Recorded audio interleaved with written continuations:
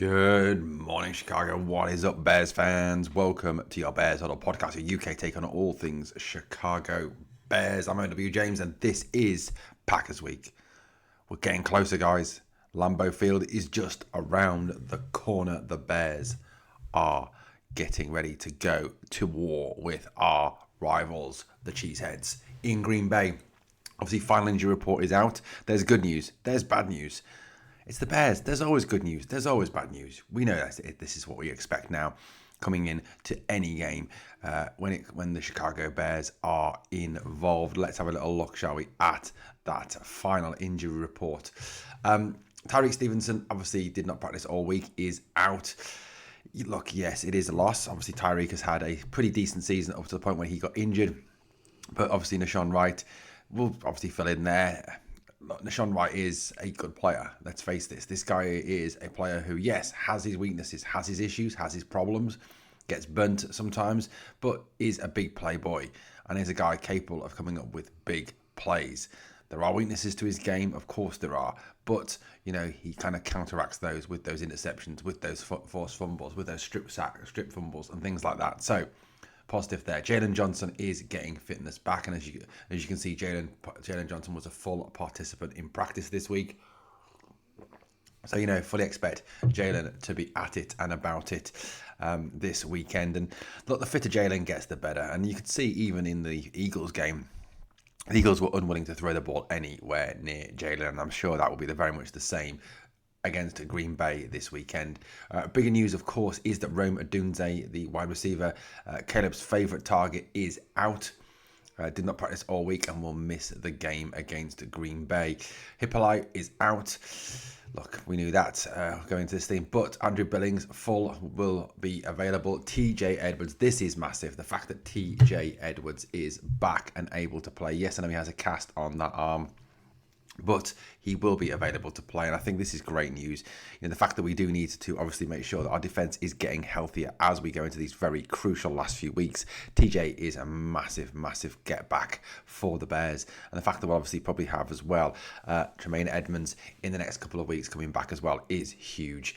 Carmen Ungai went from limited to full, so he is available. Great news, obviously, given the fact we have the second best rushing attack in the NFL. Dominique Robinson also available. Great news also that Noah Sewell is back, and Joe Tooney, obviously after his Veterans Day off, was back in practice. But look, we'll deal with the Rome Odunze news in a minute, but great news that Edwards and Sewell are back, to add to DeMarco Jackson and of course Omen Ognababiga. Can never say that guy's name properly, but look, the guys who've come in the linebacker core have done a great job for the Bears, but having back first choices like Sewell, who was great before his injury, and TJ Edwards is massive, and obviously will help, I think, in stopping the run, stopping TJ Edwards.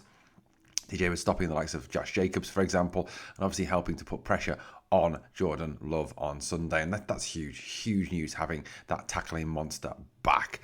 Obviously, I think the big news that a lot of Bears fans will take is that Rome Odunze is out of the game on Sunday. Now, Rome is having himself a pretty decent year. 44 receptions, 661 yards, 6 TDs, averaging 15 yards per catch. There have been some dropping issues around Rome in recent games. Some not completing routes kind of issues as well around Rome Odunze in recent games.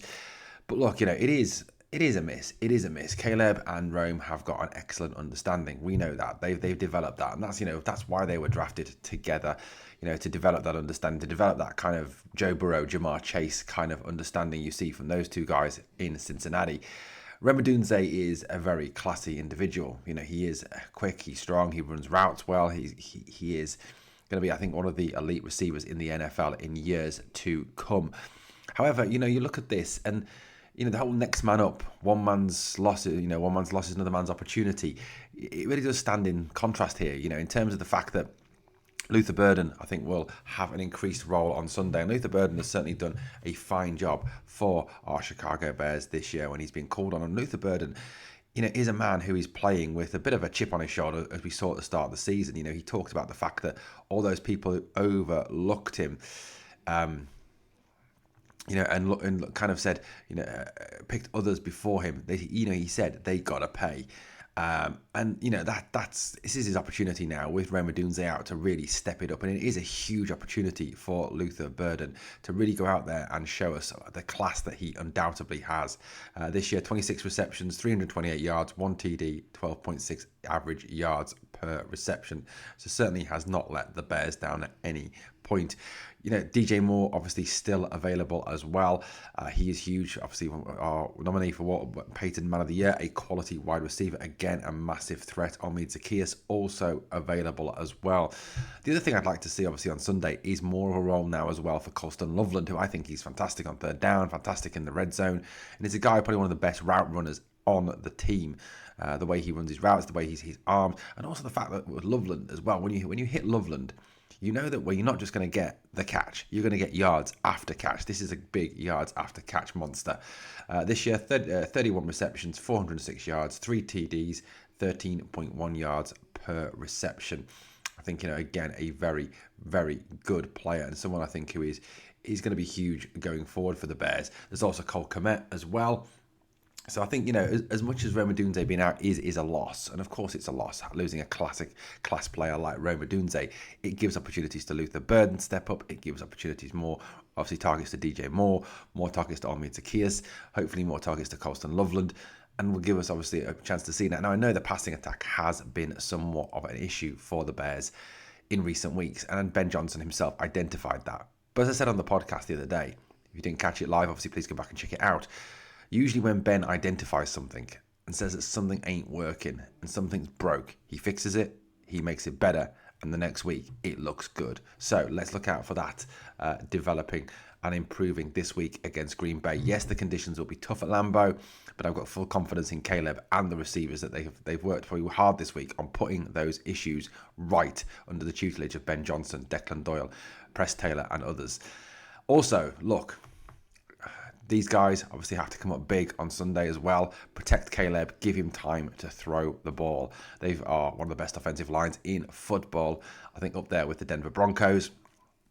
And again, they have to open the holes for these guys. I've got to say, I love this. This is borrowed from someone else, the Bruise brothers, Mr. Swift and Mr. Manungai. I think will be huge on Sunday as well. I think, you know, as much as the passing attack, we need to see development from the passing attack for the Bears. It's all about establishing the run early and keeping that run going, eating the clock up, using the run, doing what we can, doing what we've done so far this season with this running attack, which is really take over games, control the clock, and win games. And look, I've got full confidence, you know, as good as the Packers defense is, and don't get me wrong, it is a very fine defense, but run the ball at Micah Parsons. He can't defend the run to save his life. The man with the biggest mouth in football is probably one of the worst run defenders, as Jerry Jones himself said, as one of the reasons why the Cowboys traded him. So for me, run the ball at him, run the ball as much as possible.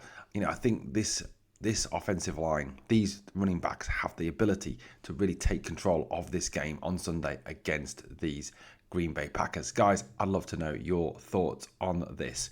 Look, prediction-wise, I think the Bears will win. I am nervous. Excited and nervous.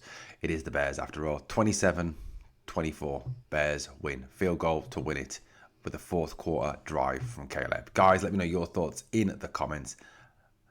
Remember, if you've enjoyed the content, like, comment, share, and subscribe. Help us to keep on growing with our UK-US community. And remember always, bear down.